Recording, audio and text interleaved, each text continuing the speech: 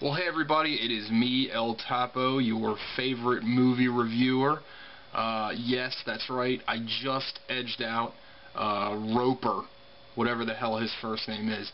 Even though Roper would make an excellent porn name. Think about it. I'm going to give that a second to sink in. Roper? Ropes? Come on. Anyway, tonight we're going to talk about a movie called Moon. Very hyped little piece of independent filmmaking, starring the very excellent Sam Rockwell, and directed by David Bowie's son. And I don't remember his real name, so let's just call him Ziggy. Because the fact his name, I know his name isn't Ziggy, but it should have been. Like, as soon as David Bowie had a son, he should have named him fucking Ziggy. It would have been awesome. Ziggy played guitar. Anyway. Or he could have named him Ziggy and the Spiders from Mars. Like, that had been his full name. Ziggy and the Spiders from Mars, Bowie. It'd be amazing. Tattoo the fucking lightning bolt. Anyway, I'm getting off topic. Excuse me. This movie, Moon, is, I believe, David, or Ziggy's, yes, I was about to say David Bowie's son. I believe it's Ziggy's first film. And it's a tough movie to talk about because I'm really tiptoeing around giving away parts of the plot. It's hard to talk about without spoiling it. So I'm gonna be vague, so don't be mad at me if I'm not very descriptive about the plot, because I don't know what is common knowledge about this movie and what isn't. I was talking to a friend of mine, actually Gogs, you know, if you watch the rest of my movie reviews.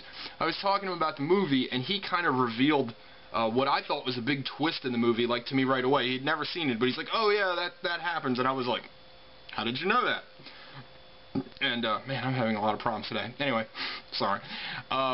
He's like, no, I just, you know, I read that somewhere, and blah, blah, blah, blah. Personally, to me, I don't know if the movie would have had the same impact if I knew what I considered to be a twist. The movie, I saw the trailer for the movie a long time ago, and what ends up happening in the movie is completely different than what I expected to happen in the movie.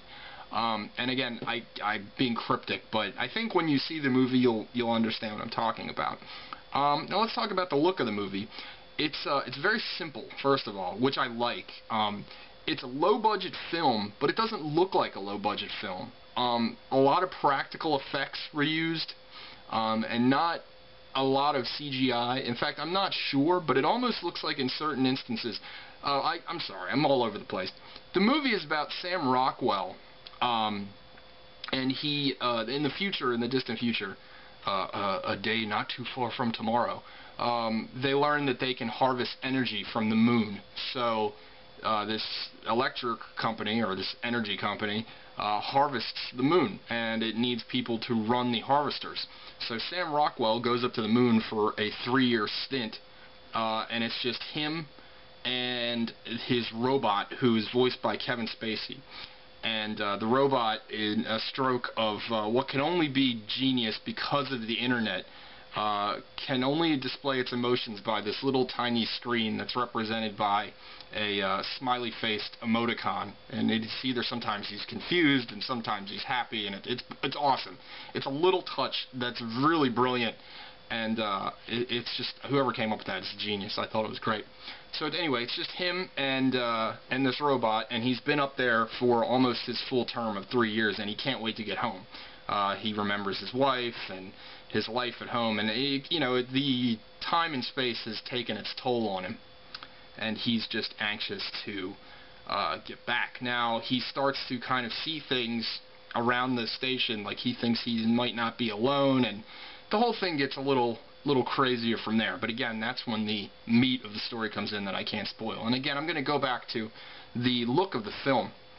Like I said, very simple, and in these sequences where he's out in this moon rover kind of thing, it almost looks like they used like old school models, like scale models, to show the rover and the moon. Now, I don't know if they did, but it doesn't look, if it's CGI, it looks very well done, and it doesn't jump out at you. It's not Jar Jar Binks where you're like, why the fuck is that CGI? It looks so phony and stupid. it looks really good, and again, it was done on a smaller budget, but it doesn't look like a cheap film. Sam Rockwell is incredible. Sam Rockwell needs to be in more movies like tomorrow. Like, that guy is just great. He was awesome in this. He was awesome in Made, even though he was only in it for 5 minutes. And he was awesome in Choke. But this movie is Sam Rockwell's baby. And if this movie had another actor in it, it could have been terrible. Because you're stuck with Rockwell through the entire movie. There is almost no other characters in this movie. And it's something that, you know, it's a very fine line between great and sucks, because if that performance wasn't good, then the movie would be totally boring and almost unintentionally hilarious. You know, you could put like a Tom Cruise in this movie and I think it would have been awful and almost like a cartoon. But the way it stood, I thought the movie was very good. I thought it was different. I thought it was interesting. I thought the plot was really cool. I really enjoyed it. Now, there is one negative I could say about the movie. One, I felt that it was overhyped, but what are you going to do? That's not really the movie's fault. And two, there's a bit of dialogue at the very end of the movie. I'm talking like seconds before the credits roll, that they didn't need to add, that I thought was incredibly stupid. And again, I can't really tell you what it was, because it'll ruin the end of the movie. But I think when you watch it, you'll know what I'm talking about. And it was completely unnecessary, and it didn't ruin the movie, but I thought it was incredibly dumb, and it just felt like something where the studio was like, you need to tell the audience exactly what happened. So, I don't know. Again, this review has been very frantic and crazy, much like David Bowie's musical career. It keeps changing and everything's wild. But anyway, go check out Moon. Go Redbox it. Go fucking whatever they got you got to do. Netflix it. Go fucking yell at your cousin who bought it on DVD last week. Do whatever. Go watch Moon. It's awesome. And also check out www.moleholeradio.com. That's my new website, and it's awesome, like everything else I do. Have a good night. Bye.